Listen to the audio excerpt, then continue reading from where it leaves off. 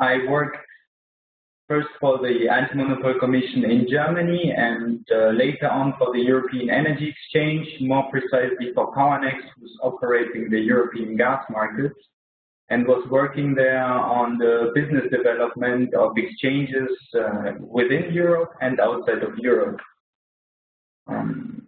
So I will shortly introduce to you the agenda. So first, you will hear an introduction about EBRD and the Energy Community Gas Exchange project, which we had. This will be done by my colleague Giuseppe.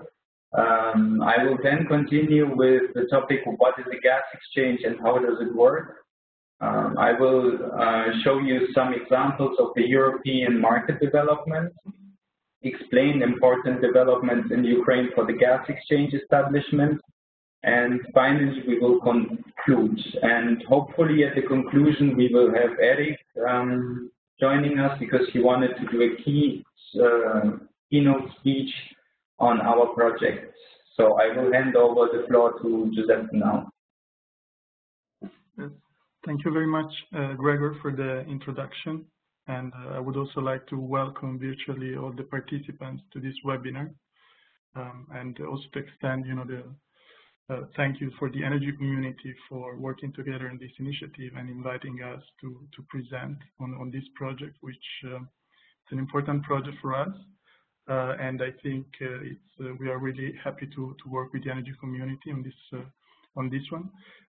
The first time I think we spoke about building a fully functioning, fledged gas exchange in Ukraine was in 2017. So that's when EBRD Energy Community in Baringa started their engagement.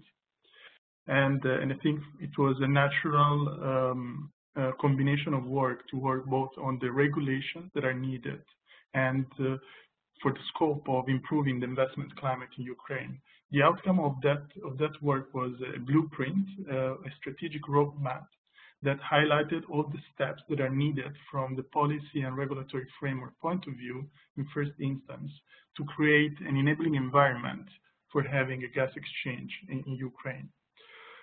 In that context, in the past few years, we had a number of meetings in Ukraine, in Kiev, where I think many of the participants to the call today also joined. And we also had a number of bilateral meetings in Kiev and in Vienna to talk directly with some of the potential European partners in this initiative, and with Gregor as well when he was in his previous capacity, where I think there's a number of European players which are really interested in the Ukrainian market. They see it as an opportunity, and they're looking at this as a potential business development.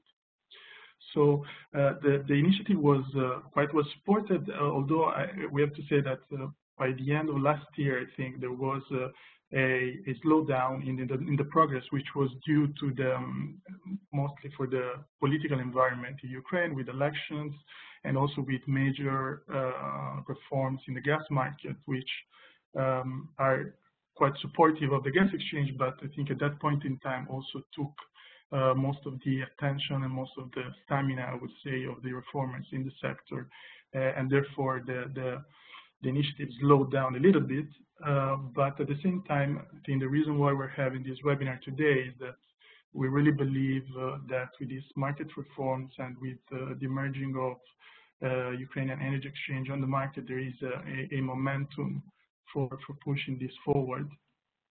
And I think Gregor will speak about this further down the line. So if we switch to the next slide, I'll just like to say a few words to begin with on the rationale, really, that we should keep in mind on why we think this is such a great initiative, and that's really the importance of the gas exchange for the broader country economic development. In fact, you know that Ukraine is one of the largest gas markets in Europe, both if we look at the volumes and if we look at the assets which are in the infrastructure. Let's take just storage, for example. However, it's not yet fully integrated, especially in the past few years, it was not integrated from a pricing point of view. And we see this as one of the main benefits of achieving a full gas market integration with Europe in terms of allowing more trading volumes and cheaper prices. This has some immediate economic benefits potentially for Ukrainian consumers, especially if we think about the industrial consumers who could really use cheaper gas prices to be more competitive. So I think the way we look at this is this special project is that although it might in the gas industry relatively look like a smaller project, right, compared to a big pipeline investment or a big LNG terminal, although from the financial point of view it might be small to start with, but we really see a very big economic impact on the market, and we see this as one of the projects that can move the needle in terms of moving forwards with the market liberalization. And that's something that Ukraine is already building a track record, a successful track record in delivering with the recent progress. And this is also confirmed by the market participants, by the private sector players, which have been steadily growing over the last few years. And there was, I think, only a few 2 or 3 years ago, and there's now more than 300 traders. There's gas producing companies, and there's a revamped interest also in the gas storage facilities, especially because of the commodity cycle. So we think all in all, this would really enable Ukraine to provide a strong Eastern European gas market index for the industry. And I'll hand it over to Gregor at this point to continue. Yes, thank you very much, Giuseppe. I will now introduce to you a bit the concept of a gas exchange. So a gas exchange can be seen as a service provider for the TSO, as the TSO can interact as a market participant on the exchange to balance its system using the provided liquidity by all market participants. So in fact, a gas exchange is pretty much different from a broker or a trading platform, which is guaranteed through first, centralized clearing, second, standardization of traded products, and third, direct nominations and the integration of the exchange to the system of the TSO. In the end, traded products on the exchange are divided into 2 main categories. So you have the spot markets. These are the immediate or near-term time transactions with physical delivery within day and day-ahead products, which are mainly used at the beginning when the exchange starts for the balancing purposes. This will be a big chapter of our presentation to explain really what the gas exchange means and how it works. After the spot markets, you can actually even say on top, you have the futures markets, where you trade month-ahead products and contracts with further duration. These contracts are mostly used for hedging purposes and are mostly not going into physical delivery. But the spot market is always the initial and crucial point in order to actually set up and develop this future markets. So what is the gas exchange and what actually does the gas exchange bring? So the gas exchange increases liquidity and transparency in the market. It adds anonymity through the market, through the clearinghouse. So it is for the trading participants not clear with whom they traded, because the clearinghouse is always in between of every trade. Third, it improves the visibility down the curve, meaning that with further products, it will provide you and show you actually a price which will be in the future. Fourth is the hub reference price for the hub and reference price for the region in which the exchange is actually operating, which is very important for the industry, household customers, because they can actually plan and price also all the expenses based on the reference in the region. And as a fifth point, the exchange will always be an additional source of procurement, meaning that if on OTC, on your long-term contracts, you have no other, so you need to buy gas, you can always go to the liquid exchange and buy gas on a short notice. So I wanted to show you also the technical and contractual structure of the gas exchange. So on the right, you actually see many European TSOs who are actually operating based on this model, which you can see on the slide. This is the typical European example of how an exchange is structured. So you see that trading participants are connected through a trading agreement with the exchange, and they have an obligatory condition to have a hub agreement with the TSO. At the same time, every trading participant needs to have an agreement with the clearing bank.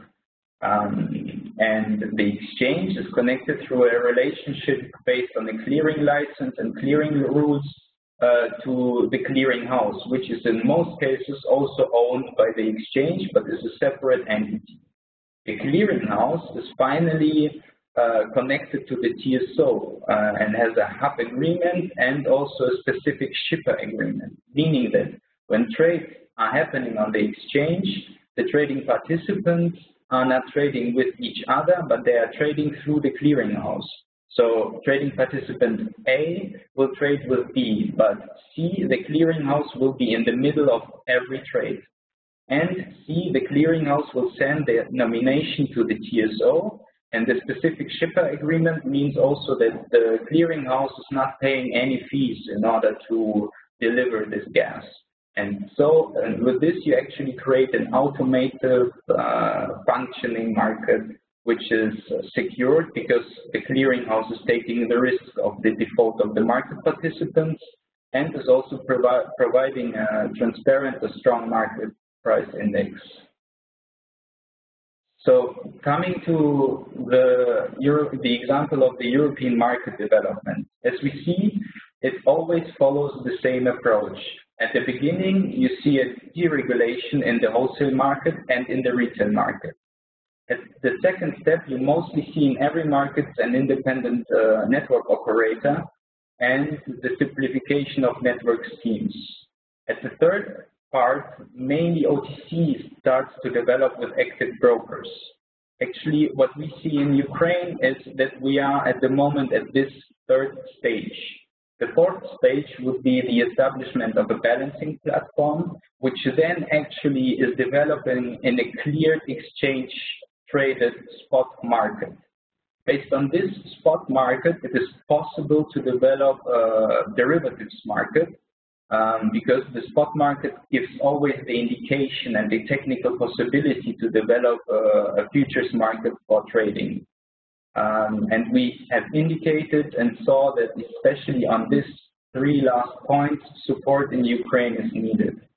This market design improves actually steadily with the years, and this is happening really in every country, and it also improves in parallel with the developments on the electricity market. So to give you an example how the gas exchange was created in France, for example. It was done by the company for which I work. So the first step was the creation of a balancing platform in cooperation with the French TSO. So in December 2006, GRT Gas and CRE is the national regulator and GRT Gas is the transmission system operator, had a consultation on how to implement the balancing platform on market-based standards for the TSO needs.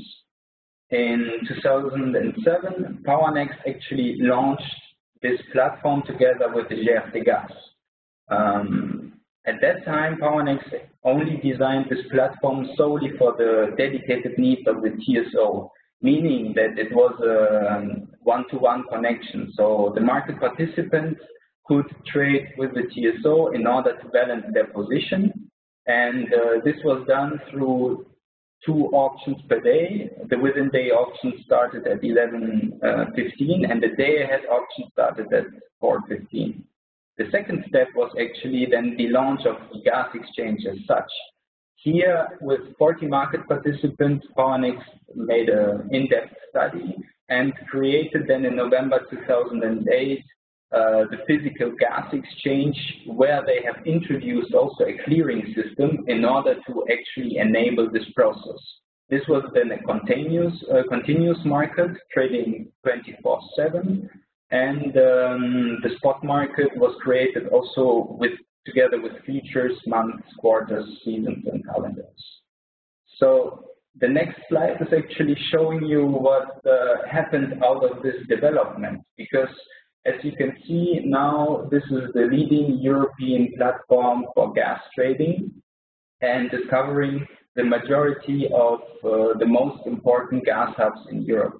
This development started then together with the German energy exchange called EEX, and today Powernext is integrated into EEX and is called EEX Gas. If you look at the volumes and the figures, here we look at 2013, and you see on the spot already 150 terawatt hours, which increased, I would say, exponentially due to the fact that market participants are getting used to this new environment, and the gas exchange as such is becoming from a kind of tool for the TSO to balance his grid to a real exchange where all big important international gas traders are trading gas. Let us now look on the development of the Ukrainian market. So 2020 could be called as the window of opportunity actually to accelerate the market development in Ukraine. What happened? I mean, we are seeing now an independent TSO established following the unbundling of Ukrtransgaz from Naftogaz, which is the major step in terms of reform and the major step, as you saw on the previous slide, for the development of the gas exchange in Ukraine. You also see a new gas transit contract with Russia for the next 5 years signed and giving kind of peace to the market in Ukraine in order to restructure and redevelop itself. You additionally see further liberalization steps such as the releasing of households from the PSO regulation from July of 2020. So for the ones who are not aware of this topic, in Ukraine the public service obligation is active, and Naftogaz was obliged to provide gas to households and district heating companies.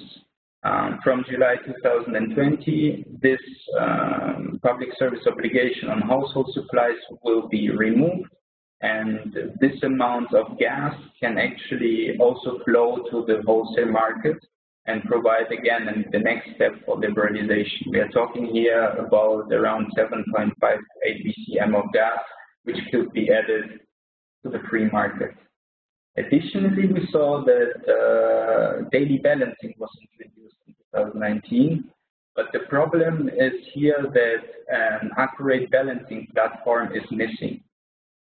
The development of the Ukrainian energy exchange is actually also showing the pathway which I was describing on the previous slide. You see that this exchange is already providing kind of OTC services for the gas market. So it is not clear, and it is also not an exchange as we know it in Europe, but it's already the first source to pool the liquidity and bring market participants together. UEX also stated that it is technically ready in order to provide a trading platform for short-term standardized products, which will provide the next puzzle piece for the next liberalization step of the gas market in Ukraine. And additionally, we saw the accreditation on UEX of the gas TSO of Ukraine for balancing purposes. So a short slide on UEX. UEX was established in 2010 and is operating in different commodity segments. As of today, we see that UEX is the only platform in Ukraine where most of the liquidity in gas trading is concentrated. Here, trading is happening through OTC auctions, but in the end, UEX managed already to pool 335 gas market participants on one platform. What is also happening today is that UEX quotations are becoming market price indicators. I mean, even without having the chance with the Ukrainian legislation to set up a clearing environment. So they work with what they have. So these indicators are today already used by state authorities, market participants, and international and Ukrainian analytical agencies. Additionally, UEX became a member of Europex, which is the Association of European Energy Exchanges. So you see that there is already a development coming from the market, which is really important. What I can tell you, having worked for the market, that in order to set up a proper gas exchange, you need to be first agile, you need to know your market participants, and you need to provide a proper service for the needs of the market, and actually to work with what you have at the moment. So, coming to the next slide, where I would like to show you the proposed solution for the short-term standardized market by UEX, which can be also called the balancing market or the spot market. So UEX stated to be technically ready for the trading of short-term standardized products. The integration with the TSO happened, and they are working with escrow accounts, so kind of central clearing party light version. So as there is no proper clearing environment able in Ukraine at the moment, UEX tried to help out themselves with this escrow account, which is actually in the end working like a full prepayment system in order to secure this market from defaults or non-payments of market participants. So in the end, you see, if you compare it to the slide which I was showing at the beginning, where you saw the European structure, that this is already an attempt to kind of design and provide something which could potentially work. And this is also where we, as EBRD and the energy community, see our potential support needed in order to bring this concept to a fully fledged energy exchange. So how does this concept work in the end? So UEX is providing a short-term standardized market, and this market is interconnected to the TSO. So trade notifications on purchase and sales, which the trading participants are actually creating on the market, are sent to the TSO. The TSO, on the other hand, will provide trade notification confirmations back to the market. This information will be aggregated and sent to this escrow account system, which is at the same time connected to the trading participant. So you see that there is already a kind of understanding and designed model on how to tackle the needed balancing issues at the moment. So daily balancing in Ukraine, not really a market yet. And so what needs to be done to bring it to this point, and why is it so important? So marginal gas prices should be brought to a stimulating level in Ukraine. What we see at the moment is that market participants are actually misusing the TSO and earning money on the expense of the TSO because they are driving the TSO into negative imbalances due to the fact that the weighted average price, which is provided by the TSO without having a kind of market where this price could be built, differs from the market prices which we see in Ukraine. And this situation will continue as long as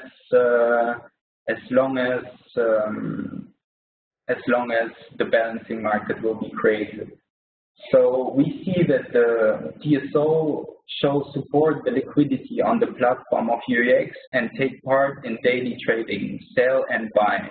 Otherwise, this market will be never created. As I showed in the example before with PowerNext, it was always a close cooperation between the exchange and the TSO. The exchange being the service provider for the TSO and developing together this market.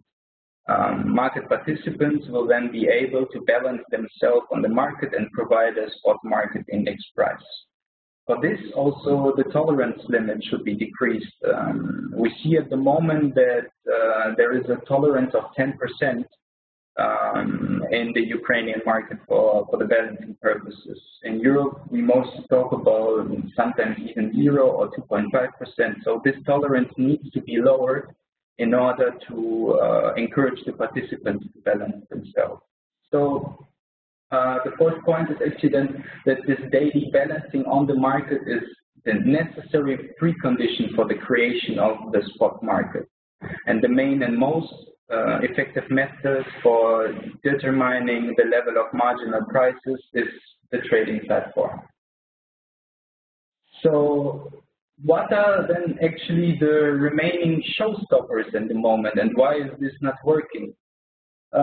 We see two problems for the gas exchange development. It's first amendments to the law of Ukraine on the public procurement, which are actually now discussed also at the Verkhovna Rada. And here the problem is that the TSO are legally not yet allowed to use other platforms than Prozora, which is the national auctioning platform in Ukraine, to buy gas for his balancing purposes. So this would be the initial first step, which needs to be changed or actually adopted, and it seems to be positive on that, in order to provide this obligatory initial liquidity by the TSO on the market. On the other hand, we have a pending adoption on the law of Ukraine on capital markets and organized commodity markets, draft law 2284, which will then actually enable to Ukraine in the end to set up a clearinghouse, because this law is focusing on providing a solution, a legal framework with which the development of a clearinghouse will be possible. So, conclusions of this presentation: the gas exchange project 2.0 and the role of EBRD and the energy community. So what we see is the gas exchange in Ukraine is definitely not a pipe dream, but close cooperation and strong commitment of all market participants is needed at this stage. As I said, the market should always develop from the market, coming from the market participants. It would be also possible to set up a governmental structure where you provide a governmental market operator, but this would first take years, and second, this is not the European best approach. So a market should always be close to the market participants. It should listen to the government, but it should be not close to the government, because then we could actually see also situations like we see at the moment in the electricity market in Ukraine. And here, as of today, we have the chance to develop the gas market in a proper way. So we as EBRD and energy community will join forces in order to support this development. The main aspect where we can help is actually to develop this spot and balancing market, which I tried to explain. And here we see that we could provide know-how and best practices on how to operate the market, how to set up the market for trading, improve the scheme which is set up by UEX as of today, and bring it to the level which is needed and which also refers to complete European standards. As said before, with all these reforms Ukraine did and the legal changes, the adoption of the kind of financial legal framework, we will soon see the perfect timing and all necessary preconditions in place in order to set up this market properly. Therefore, we will also look into supportive schemes for clearing. which is at this stage, I would say, and especially looking at Ukraine, one of the most important points. So the setup of the clearinghouse for the gas market will enable actually finally also international market participants to trade on the Ukrainian gas exchange, because then the risk management of this clearinghouse will take care of the potential default of the market participant. And we will try to provide know-how and best practices on how to establish this clearing system, and we'll see how we can cooperate also with experienced and international companies and local companies. So I would like to thank you for your attention.